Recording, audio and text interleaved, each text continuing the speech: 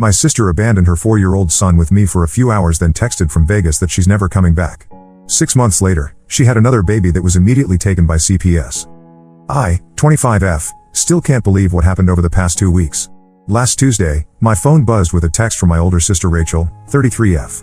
She asked if I could watch my nephew Brian, 4M, for a few hours while she went to a job interview. I hesitated at first because Rachel and I had a major falling out about 5 months ago when she accused my husband Mike, 27M, of stealing money from her purse during a family dinner, something he absolutely did not do. Despite our strained relationship, I maintained contact with Brian because he's innocent in all this family drama. I agreed to watch him for the evening. When Rachel dropped Brian off, she seemed rushed. She handed me a small backpack with some of Brian's things and hurried out the door. Brian was excited to see me and Mike, showing us his new toy car and telling us about preschool. We had pizza for dinner and played board games. As the evening wore on, I expected Rachel to text about picking him up. Around 8 p.m., my phone buzzed. Rachel, interview went longer than expected and I have a second round tomorrow morning. Can Brian stay overnight? I'll pick him up before noon. Mike was annoyed but didn't say anything in front of Brian. We agreed since we both had the next day off anyway. We set Brian up in our guest room, read him a story, and tucked him in for the night. The next morning, we had breakfast together and waited for Rachel to arrive. Noon came and went. I texted Rachel at 12:30 p.m. Me, what time are you coming to get Brian? No response. I called her phone but it went straight to voicemail. By 3 p.m., I was concerned. Me, Rachel, please call me back. Brian is asking about you. Still nothing. Mike and I tried not to show our worry in front of Brian. We took him to the park to distract him and ourselves. When we got home around 5 p.m., I tried calling Rachel again. Nothing. This pattern continued into the evening. Brian asked about his mom at bedtime, and I told him she would come tomorrow. The second night passed without word from Rachel. The next morning, Friday, I had to call my office and tell them I couldn't come in. My boss was understanding but mentioned I should use my personal days. Mike went to work as he had an important meeting he couldn't miss. Brian and I spent the day doing crafts and watching cartoons. I kept checking my phone, hoping for a message from Rachel. Around 4 p.m., after nearly 48 hours of silence, my phone finally buzzed. Rachel, having a great time in Vegas with Brian. Won't be back for a while. Brian has clothes at home if you need more. He is under the mat. I read the message 3 times to make sure I understood it correctly. Vegas? Brian? I knew Rachel had started dating someone new after her divorce from her husband Mark, who wasn't Brian's biological father, but I had no idea she was planning a vacation. And who leaves their child for a while without any real plan. I called her immediately. No answer. I texted back. Me, what do you mean a while? When are you coming back? Brian needs his mother. Rachel, not sure yet. Brian has connections here. Might stay longer if things go well. I couldn't believe what I was reading. When Mike got home from work, I showed him the messages. He paced around our kitchen, his face turning redder by the second. Mike works as an accountant and values order, planning, and responsibility above all else. He was already frustrated from a stressful week at work, and this pushed him over the edge. He wanted to call the police immediately to report Rachel for child abandonment. I convinced him to wait, explaining that Rachel had done impulsive things before, though never to this extreme. Over the weekend, Brian started asking more frequently about his mom. I struggled with what to tell him. How do you explain to a 4-year-old that his mother went on vacation without him? I settled on telling him that his mom had to take an unexpected trip and asked us to take care of him. He seemed to accept this, though he still asked when she would return. By Monday, we needed more of Brian's belongings. Using Rachel's key, we went to her apartment. The place was a mess, unwashed dishes in the sink, clothes strewn about, and bills piled on the counter. We gathered clothes, Brian's favorite stuffed animal, and his toothbrush. While there, I found papers for Brian's preschool and his medical records, which I took just in case. That evening, I called Rachel's workplace, a local dental office where she worked as a receptionist. Her manager told me Rachel had texted Sunday night saying she wouldn't be returning to work. No notice, no explanation. Each day that passed with Brian in our care created more complications. I had to arrange for emergency time off work, and Mike had to adjust his schedule. We live in a 1-bedroom apartment that wasn't designed with a child in mind. Brian was sleeping on our pull-out couch, and his toys were scattered throughout our living room. On day 5 of Brian's stay, I finally got through to Rachel on the phone after multiple attempts. What followed was a conversation that changed everything. Rachel sounded different, her voice fluctuating between manic excitement and deep despair. She rambled about how tired she was of struggling as a single mother, how Brian had promised her a fresh start, and how she deserved happiness after everything she'd been through. When I asked directly when she was coming back for Brian, she went silent for a moment. Then she said the words that turned my world upside down. I'm not coming back, Emma. I can't do this anymore. Brian is better off without me. I couldn't process what she was saying. What do you mean you're not coming back? He's your son. You can't just abandon him. Rachel started crying then, saying her life had been nothing but disappointment and sacrifice. She mentioned our abusive parents, who we both cut contact with years ago, Brian's absent biological father who disappeared before he was born, her failed marriage to Mark, and how she never got to live the life she wanted. Brian says we can start over in California, she said. No baggage, no responsibilities. I need this, Emma. I've never had anything for myself. I tried reasoning with her, reminding her of her responsibilities, but she wouldn't listen. The call ended with her saying she was turning off her phone and that I shouldn't try to find her. That night, after Brian went to sleep, Mike and I sat at our kitchen table trying to figure out what to do. We hadn't planned on having children for at least 4 more years. We had just started enjoying financial stability after paying off our student loans. Our apartment was too small for 3 people.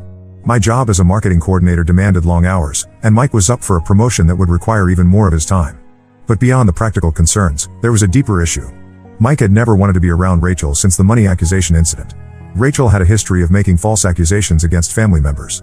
When Brian was 2, she accused our uncle of trying to molest him during a family gathering, something that was quickly disproven when several family members confirmed our uncle was never alone with Brian. Because of this history, Mike refused to be alone with Brian, fearing Rachel might someday make similar accusations against him. This meant I couldn't leave Mike alone with Brian, not even for an hour while I ran to the store. The logistics of this arrangement were already proving difficult after just a few days. Still, we loved Brian. He was innocent in all this, and the thought of him ending up in foster care broke my heart. I had seen firsthand how damaging the system could be through my college roommate who grew up in foster care.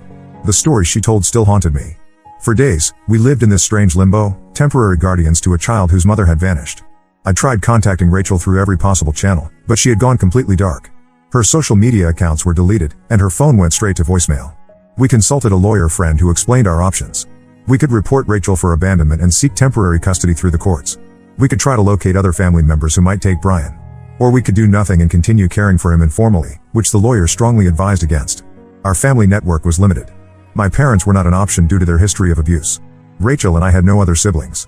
Our extended family had largely distanced themselves from Rachel over the years due to her erratic behavior and false accusations. Brian's biological father had never been in the picture. Rachel had a brief relationship with him and he disappeared when she told him she was pregnant. Mark, Rachel's soon-to-be ex-husband, had been clear during their divorce proceedings that he had no interest in maintaining a relationship with Brian, though he had been in Brian's life from ages 1 to 3. As the days passed, the reality of our situation became clearer. We were now responsible for a child who needed stability, love, and long-term care. A child who wasn't ours, who we hadn't planned for, and whose presence was already straining our marriage and finances. Mike and I both come from dysfunctional families. We met in college and bonded over our shared determination to build stable, drama-free lives. We worked hard to create a peaceful home environment and financial security. Now, because of my sister's actions, that stability was threatened. By the end of the first week with Brian, we had spent over $300 on new clothes, toys, and food for him. I had missed 4 days of work, and Mike was struggling to focus on his upcoming promotion evaluation. Brian was asking more questions about his mother, and I was running out of gentle explanations. That weekend, our cousin Natalie, 34F, called to check in. She had heard through family gossip that Brian was staying with us. When I explained the situation, she was shocked but not entirely surprised given Rachel's history. What Natalie said next gave me the first glimmer of hope in days. Tom and I have been wanting another child, she said, referring to her husband, 36M.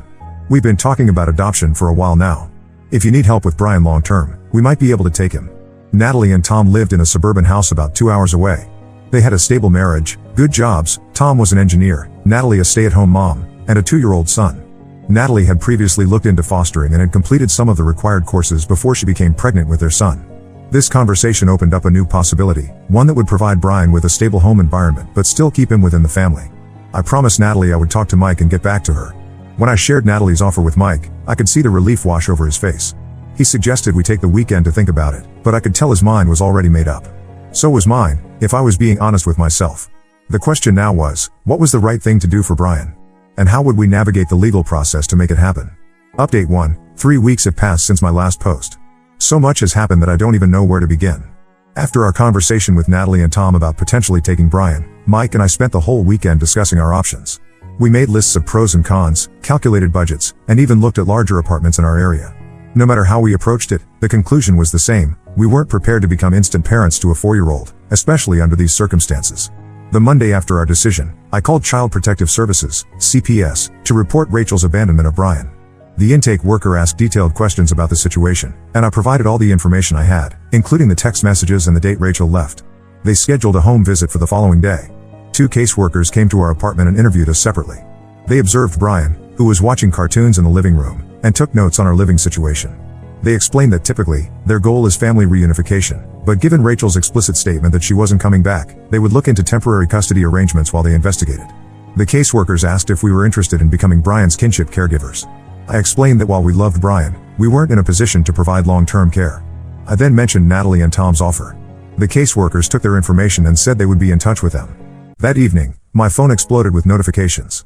Rachel had somehow found out about the CPS report, likely from one of our extended family members who still had contact with her.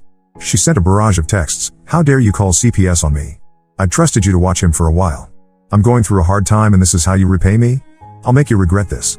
I didn't respond to any of her messages, following the advice of the CPS workers who warned me that engaging might escalate the situation. The next day, I received a call from the police department in Las Vegas. An officer explained that they had responded to a disturbance call at a hotel where Rachel was staying.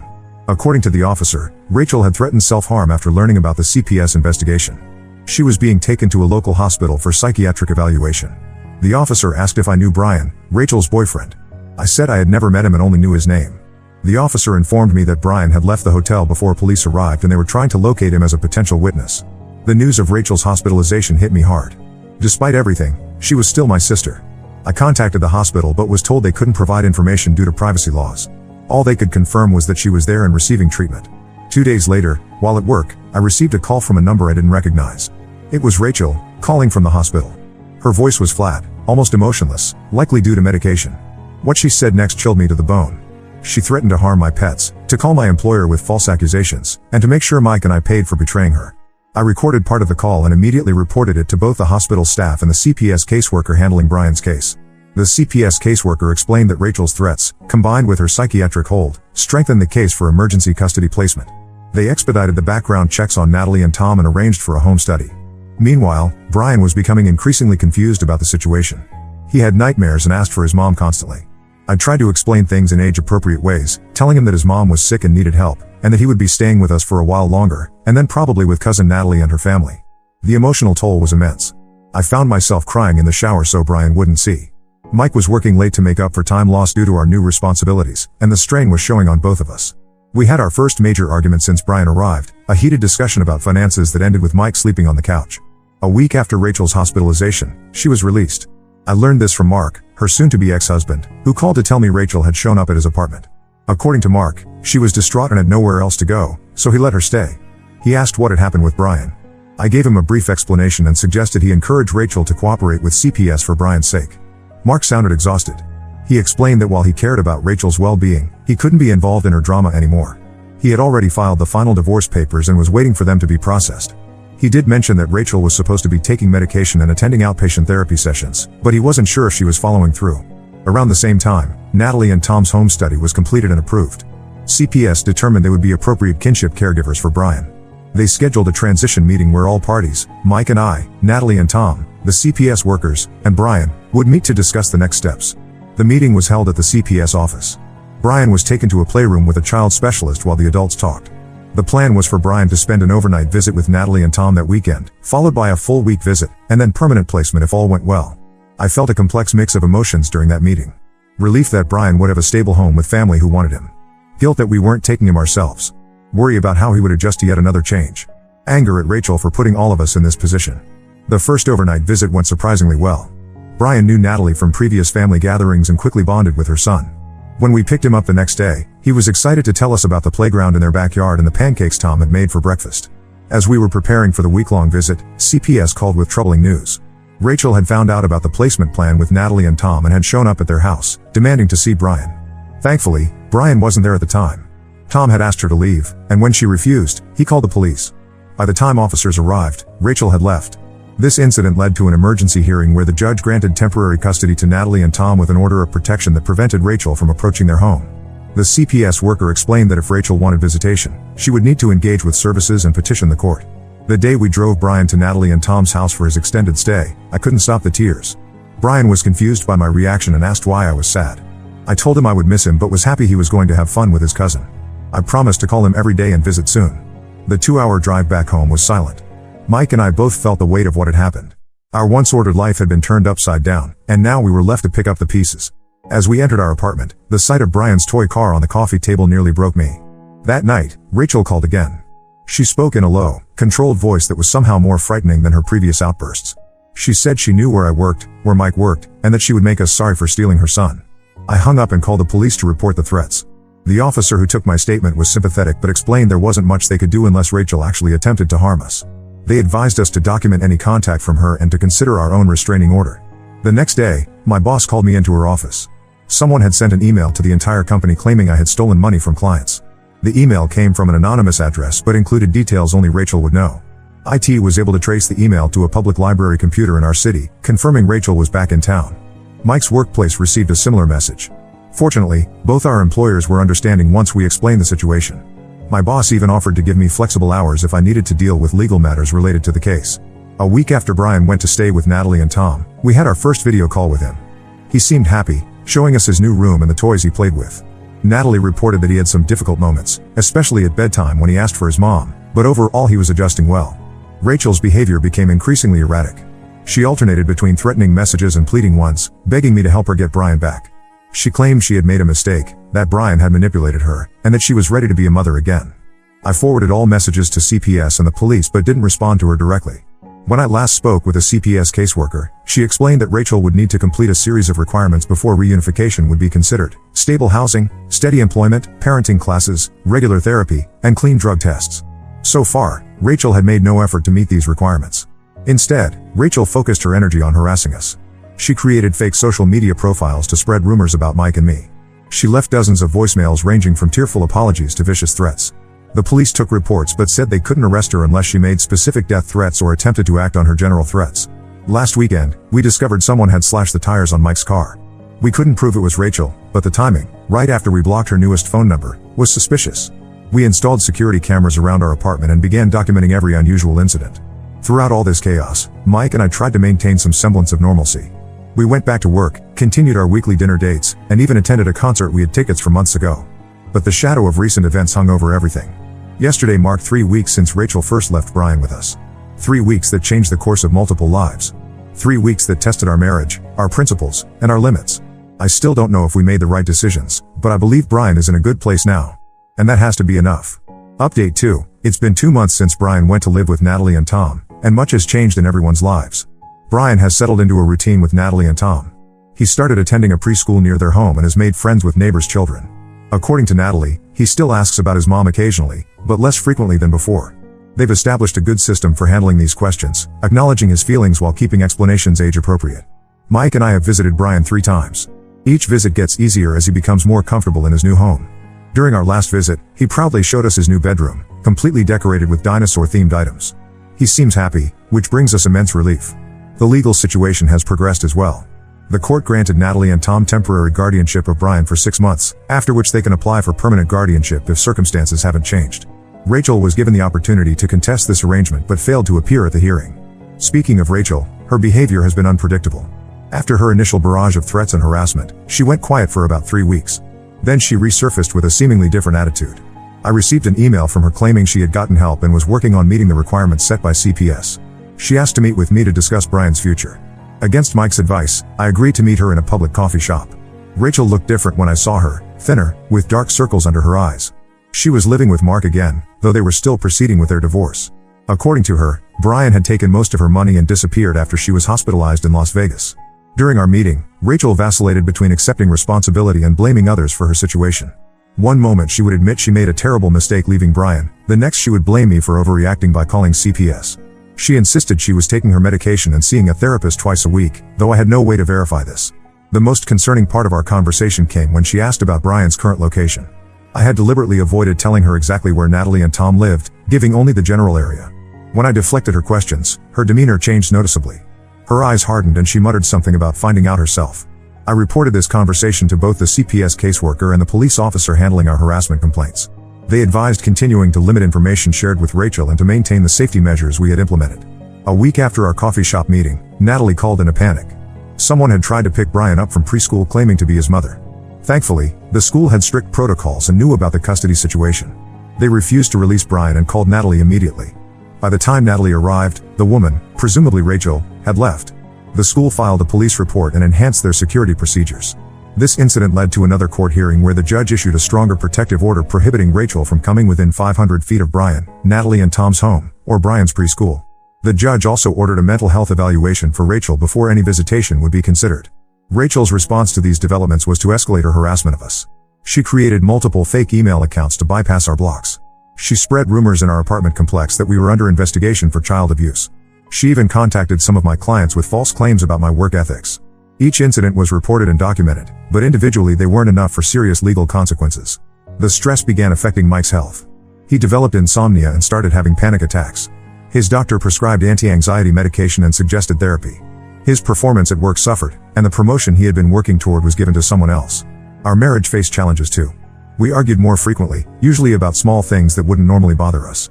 The arguments often circled back to the same question: had we done the right thing?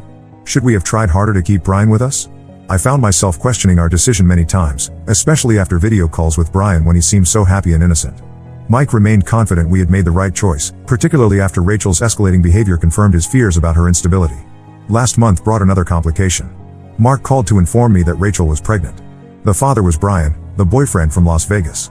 Rachel had only discovered the pregnancy after returning home. Mark was telling me because he was concerned about Rachel's mental state and her ability to care for another child. This news hit me hard. Rachel was barely coping with her current situation, yet she was now facing another major life change. I wondered how this would affect her relationship with Brian and any potential reunification plans. When I shared this news with the CPS caseworker, she explained that this development would likely extend the timeline for any potential return of Brian to Rachel's care. The system would need to assess her ability to care for both Brian and a newborn before considering reunification. Meanwhile, Natalie and Tom started the process to become licensed foster parents, which would provide them with additional support services for Brian. They enrolled in required training classes and worked closely with their caseworker to ensure they met all requirements. Brian continued to thrive in their care. His preschool teacher reported that his behavior had improved significantly since his arrival. The nightmares that plagued him during his first weeks with them had become less frequent. He was building a strong bond with their son, who looked up to Brian as a big brother. 2 weeks ago, we received a certified letter from a lawyer representing Rachel. The letter claimed that we had manipulated the situation to steal Brian from her and threatened legal action if we didn't help her regain custody. We forwarded the letter to our own lawyer, who assured us that Rachel's claims had no legal merit given the documented abandonment. Despite the ongoing drama with Rachel, Mike and I have been working to rebuild our sense of normalcy. We started seeing a marriage counselor to help us process the events of the past months and strengthen our communication. We both agree that while the situation was incredibly difficult, facing it together ultimately brought us closer. We also decided to move forward with plans we had put on hold. We're saving for a house now, with the goal of purchasing something next year. The whole experience made us realize how unprepared we were for emergencies, and we want to create more stability in our lives. Last weekend, we attended a small birthday party for Brian at Natalie and Tom's house. Seeing him blow out the candles on his dinosaur cake, surrounded by his new friends and family, I felt a moment of peace. No matter how complicated and painful the journey had been, Brian was safe and loved. That knowledge helps me sleep at night. Update 3. 6 months have passed since my last update, and I'm writing this final post to close this chapter of our lives. Brian has now been living with Natalie and Tom for 8 months. Last month, they were granted permanent guardianship of Brian. Rachel had multiple opportunities to contest the arrangement but failed to follow through with the court's requirements. She missed several hearings and didn't complete any of the steps outlined in the reunification plan. The transition to permanent guardianship means Brian now has stability and legal protection. Natalie and Tom have authority to make all decisions regarding his education, healthcare, and daily life. The court did leave open the possibility of revisiting visitation for Rachel in the future, contingent on her demonstrating significant improvement in her mental health and lifestyle. Brian just turned 5 and started kindergarten. According to Natalie, he's thriving academically and socially. He still mentions his mom occasionally, but the questions have become less frequent. Natalie and Tom have worked with a child psychologist to develop age-appropriate explanations for Brian's situation, emphasizing that he is loved and that his mother's absence isn't his fault. Mike and I visit Brian about once a month. The 2-hour drive is worth it to maintain our relationship with him. We've established ourselves as the fun aunt and uncle who bring presents, take him to amusement parks, and video chat weekly to hear about his adventures. He seems comfortable with this arrangement and always greets us with enthusiasm. As for Rachel, her situation has continued to deteriorate. She gave birth to a daughter 3 months ago. CPS was notified of the birth due to Rachel's open case with Brian. The baby was temporarily placed in foster care when tests showed she was born with substances in her system. Mark called to tell me this news, as he was still in limited contact with Rachel. According to Mark, Rachel blamed everyone but herself for her circumstances. She refused to comply with drug testing or mental health treatment. The last Mark heard, she was living with a new boyfriend and had essentially abandoned efforts to regain custody of either child. This news was devastating but not surprising. Rachel's pattern of behavior has been consistent throughout her adult life, periods of stability followed by impulsive decisions and abandonment of responsibilities. The difference now is that 2 innocent children are directly affected by her choices. The harassment against Mike and me has finally stopped. 4 months ago, Rachel was arrested for violating the restraining order when she showed up at my workplace. She spent 2 weeks in jail and was ordered to undergo a psychiatric evaluation. Since her release, we haven't heard from her directly. Whether this is due to the legal consequences or simply her moving on to other concerns, we're grateful for the respite. Mike and I have made changes in our own lives as well. We moved to a new apartment in a secure building with better safety features. We changed our phone numbers and limited our social media presence. These steps were taken partly due to Rachel's past behavior, but also to create a fresh start for ourselves. The stress of the situation took a toll on our marriage, but we've worked through it together. The marriage counseling helped us develop better communication strategies and process the guilt and anxiety we both experienced. We recently celebrated our 2nd wedding anniversary with a weekend getaway, the first real vacation we've taken since before Brian came into our lives. We've also made progress on our financial goals. Mike found a new job with better pay and less stress. I received a promotion at work. We've saved enough for a down payment on a house and are actively looking in areas that would put us closer to Brian while still maintaining our careers. Throughout this ordeal, we've received mixed reactions from family and friends. Some understood our decision not to take permanent custody of Brian, while others judged us harshly. We've lost contact with a few family members who felt we should have stepped up regardless of our circumstances. These judgments were difficult to bear, especially when we were already questioning ourselves. What I've learned from this experience is that there are rarely perfect solutions to complex family problems. We made the best decision we could with the information and resources we had at the time. Brian is in a loving, stable home with Natalie and Tom. He has consistent routines, appropriate boundaries, and adults who are committed to his well-being. Sometimes I still wonder how things might have been different if we had made other choices. If we had been in a position to keep Brian ourselves. If Rachel had received help sooner. If our family history hadn't been so complicated. But dwelling on these scenarios doesn't change the reality or help anyone move forward. The court has scheduled a final status hearing for next month, which will likely formalize the permanent arrangement with minimal chances for Rachel to regain custody without substantial changes. Our lawyer advised us that our presence isn't required, but Mike and I plan to attend to demonstrate our continued commitment to Brian's welfare. As for our future plans, Mike and I have decided to delay having children for another year or 2.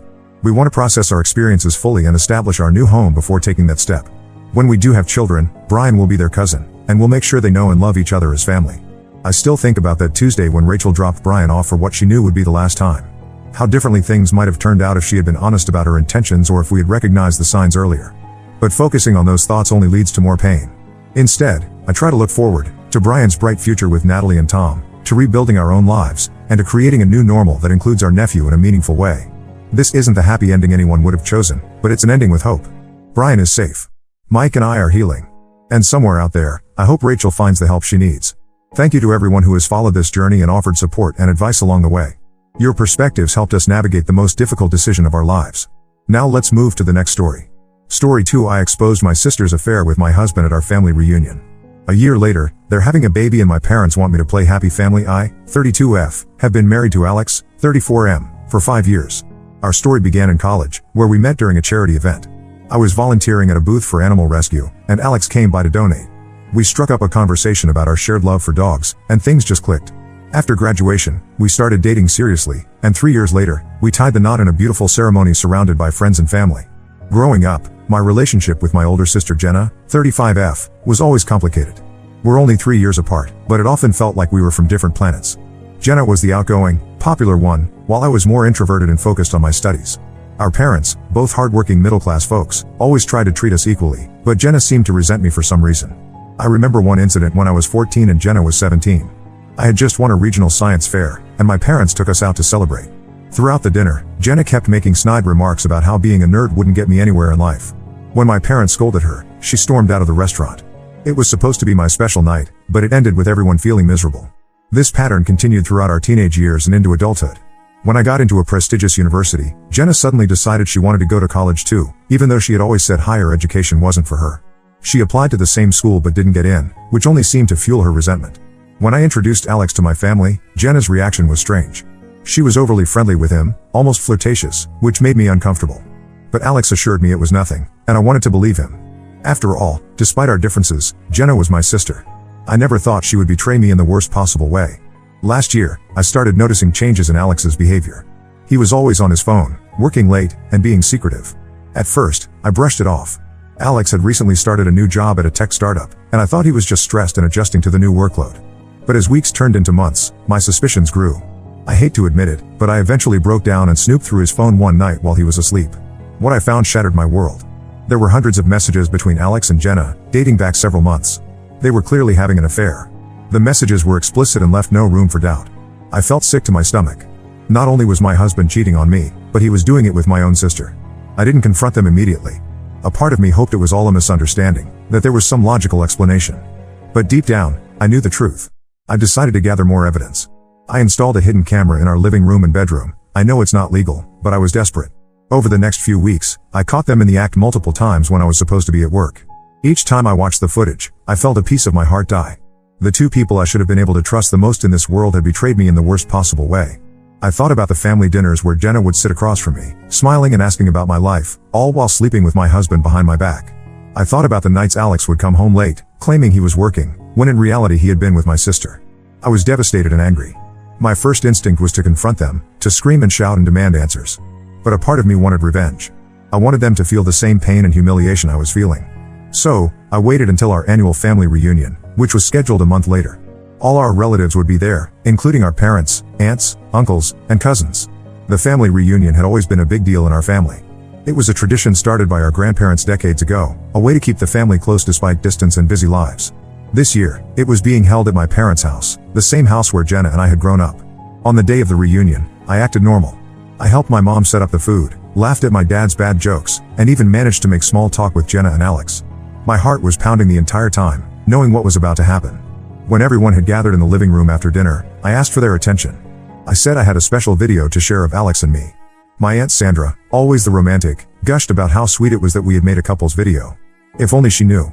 Instead of a sweet couple's video, I played the compilation of Alex and Jenna's encounters on the big screen TV. The room went silent. People gasped. My mom dropped the plate of cookies she was holding. My dad's face turned a shade of red I'd never seen before. Alex and Jenna tried to run, but my cousins, reacting on instinct, blocked the exit. I calmly explained everything I had discovered, showing the text messages as further proof. I described how long it had been going on, how they had lied to my face for months. The aftermath was chaotic. My parents were in tears. Some relatives were yelling at Alex and Jenna, while others were trying to comfort me. My uncle Bob, who had always been protective of me, had to be held back from punching Alex.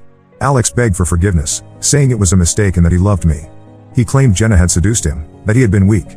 Jenna, on the other hand, tried to blame me. She said I neglected Alex, that I was cold and unloving, and that's why he turned to her. Her words stung, but I refused to let them see me cry.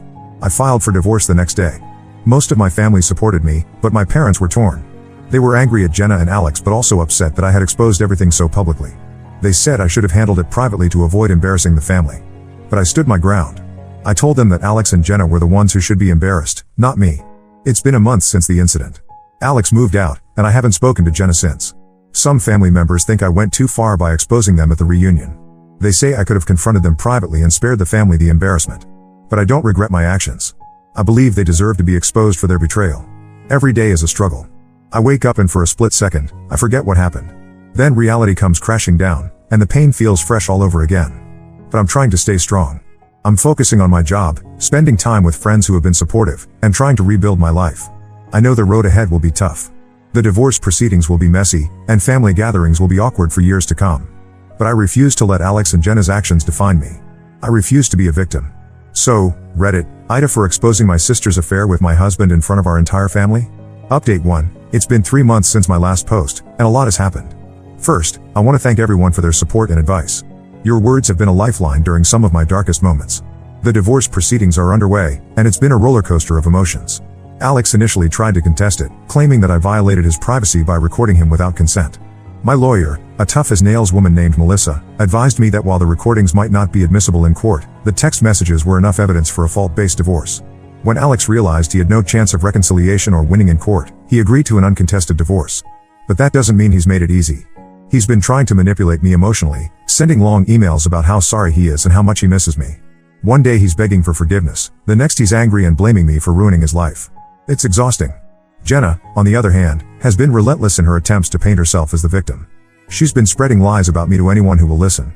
According to her, I was the one who drove Alex away with my cold and unloving behavior, and she was just comforting him. She even tried to convince our parents that I had known about the affair all along and only exposed it for attention. Her behavior has brought back memories of our childhood that I had long forgotten. Like the time when I was 16 and had my first serious boyfriend. Jenna, who was 19 at the time, went out of her way to flirt with him whenever she was around. I confronted her about it, and she laughed it off, saying I was being paranoid. 2 weeks later, I found out she had kissed him at a party. History really does repeat itself. Speaking of our parents, they're still struggling to cope with everything. Mom is devastated and barely leaves the house anymore. She's always been a social butterfly, involved in various community activities. Now, she cancels plans at the last minute and spends most of her time watching old movies in her room. Dad tries to put on a brave face, but I can see how much this has affected him. His hair seems to have gone grayer in the past few months, and the lines on his face have deepened. They've been going to family counseling, trying to understand how things got to this point. Last week, I ran into Alex at a local cafe. It was the first time I'd seen him in person since the family reunion. He looked terrible, unshaven, dark circles under his eyes, clothes wrinkled like he had slept in them. For a moment, I felt a pang of the old feelings I used to have for him. Then he started talking. He begged me to give him another chance, saying he had made the biggest mistake of his life. He said he missed our life together, our inside jokes, the way I always knew how to calm him down when he was stressed. As he spoke, I could almost see the man I fell in love with. Almost. But then I remembered the footage of him with Jenna, the lies, the betrayal. I told him that he made his choice when he decided to sleep with my sister, and now he has to live with the consequences. The hardest part of all this has been the loneliness. I've lost my husband and my sister in one fell swoop. Even though they betrayed me, there are moments when I miss having them in my life. I miss the easy conversations Alex and I used to have over dinner. I miss calling Jenna to gossip about our favorite TV shows. But then I remember what they did, and the anger comes rushing back.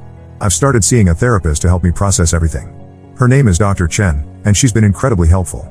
It's been good to have someone to talk to who isn't involved in the situation.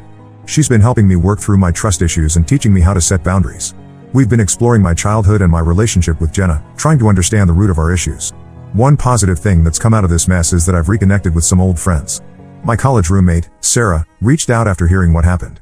We hadn't spoken in years, but it was like no time had passed. She's been incredibly supportive, inviting me out and making sure I'm not isolating myself. It's reminded me that family isn't just about blood relations. As for the relatives who thought I went too far with a public exposure, most of them have come around.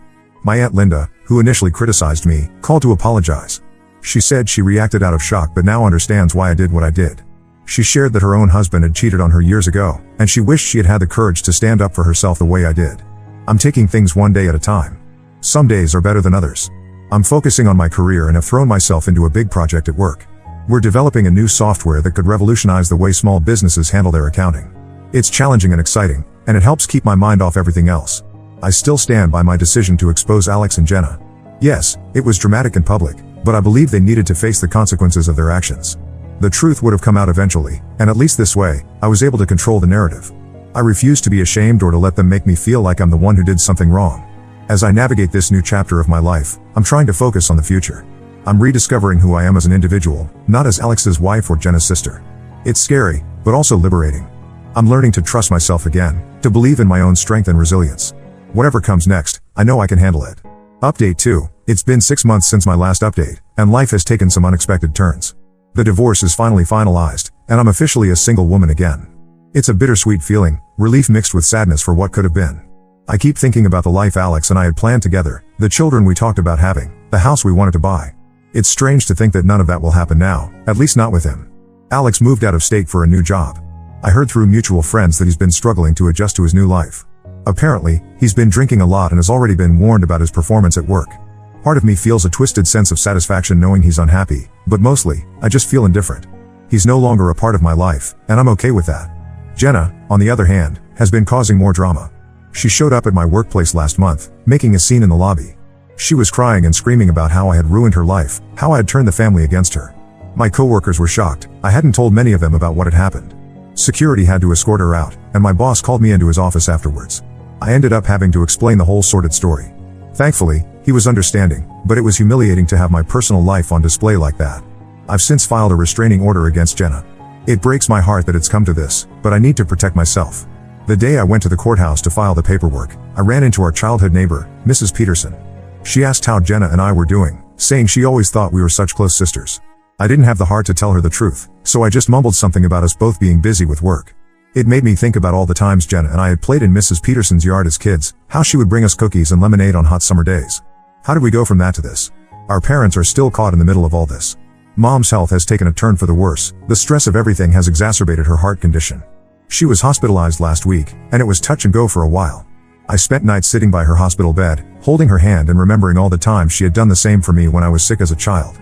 Thankfully, she's stable now, but the doctors have warned her to avoid stress. Dad is trying his best to keep the family together, but it's a losing battle. He's been calling me regularly, trying to convince me to reconcile with Jenna for Mom's sake. I've told him repeatedly that while I'm willing to be civil for family gatherings, I will never trust Jenna again. It's hard to hear the disappointment in his voice, but I have to stand my ground. On a more positive note, I've started dating again. Nothing serious yet, just casual coffee dates. It's been nice to feel attractive and want it again. Last week, I went out with a guy named Tom. We met at a local bookstore. He reached for the same book I was about to grab. We ended up talking for hours about our favorite authors. It was nice to have a conversation that didn't revolve around my past drama. Work has been a great distraction. I got a promotion last month, which has kept me busier than ever. I'm now leading a team on that software project I mentioned in my last update. It's challenging, but I'm enjoying the responsibility.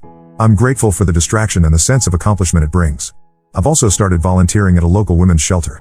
It started as a way to get out of the house and stop wallowing in my own problems, but it's become so much more than that. Helping other women who have been through difficult situations has been incredibly rewarding and has given me a new perspective on my own problems. Last week, I helped a woman about my age move into her own apartment after leaving an abusive relationship. Seeing her smile as she looked around her new place, knowing she was safe, was one of the best feelings I've had in a long time. As for the family reunion incident, it's become something of a cautionary tale in our extended family. I overheard my cousin telling her teenage daughter to be careful who you trust, or you might end up like Alex and Jenna. It's not the legacy I would have chosen, but if it prevents someone else from going through what I did, then maybe some good came out of this mess after all. Update 3, it's been a year since my original post, and it feels like a lifetime ago. So much has changed, and yet some things remain frustratingly the same. The biggest news is that I'm moving. I got a fantastic job offer in another state, and after much consideration, I decided to take it. It's a chance for a fresh start, away from all the painful memories and family drama. The company I'll be working for is developing cutting-edge AI technology, and they want me to lead their software development team. It's an incredible opportunity, both professionally and personally. Packing up my life here has been an emotional process. Every object seems to hold a memory, good or bad. I found an old photo album from my wedding tucked away in a closet. Seeing those happy faces, completely unaware of what the future held, brought tears to my eyes. I ended up donating most of the wedding gifts and mementos. It felt cathartic, like I was finally letting go of that chapter of my life. Speaking of letting go, there's been some major family drama recently. Jenna is pregnant. Yes, you read that right. And yes, it's Alex's. They're not together. Apparently, it happened during one of their weak moments after the divorce. They told the family last month, and it's thrown everyone into chaos again. I found out through a tearful phone call from my mom. She was barely coherent, alternating between excitement about becoming a grandmother and despair over the circumstances. Dad got on the phone and tried to smooth things over, saying that maybe this baby could bring the family back together. I had to bite my tongue to stop myself from screaming. Mom had another health scare when she heard the news. The shock and stress were too much for her heart. She's stable now, but the doctors have warned that she needs to avoid stress. It's ironic, the very thing that's causing her stress is the thing she's most excited about. As for me, I'm still processing this new development. Part of me is angry that they're bringing a child into this mess. Another part feels sorry for the baby, who didn't ask to be born into such a complicated situation. Mostly, I just feel tired of it all. I've decided that for my own mental health, I need to distance myself from this situation. I've told my parents that while I love them, I won't be involved in anything to do with Jenna or Alex's child. It might seem harsh, but I need to prioritize my own healing. I can't be the aunt this child deserves, and it's better to step away now than to half-heartedly try and inevitably disappoint everyone. On a brighter note, I've been seeing someone for a few months now. His name is Mark, and we met at a tech conference. He's kind, funny, and most importantly, honest. He knows about my past and has been incredibly understanding and patient. It's still early days, but for the first time in a long time, I'm excited about the future. Mark has been a huge support as I prepare for my move. He's helped me pack, listened to me vent about family drama, and even offered to drive with me to my new city to help me get settled. His kindness and genuine care for me have been a balm to my battered heart. As I pack up my life here and prepare for my move, I can't help but reflect on everything that's happened. A year ago, I thought my life was over. I had lost my husband, my sister, and my sense of trust in one fell swoop. There were days when I could barely get out of bed, when the pain and betrayal felt like a physical weight crushing me. But here I am, a year later, about to start a new job in a new city. I'm in a healthy relationship with a man who respects me. I've rediscovered my passion for my work and found new purpose in volunteering. It hasn't been an easy journey, and I know there will still be tough days ahead. But I'm proud of how far I've come. To everyone who's followed my story and offered support, thank you. Your kind words and advice have meant more than you know. Here's to new beginnings and leaving the past where it belongs, in the past. As I close this chapter of my life, I'm filled with a mix of emotions, hope, anxiety, excitement, and a tinge of sadness. But mostly, I feel strong. Whatever challenges lie ahead, I know I can face them. After all, I've already survived the worst betrayal imaginable. Everything else is just a bump in the road.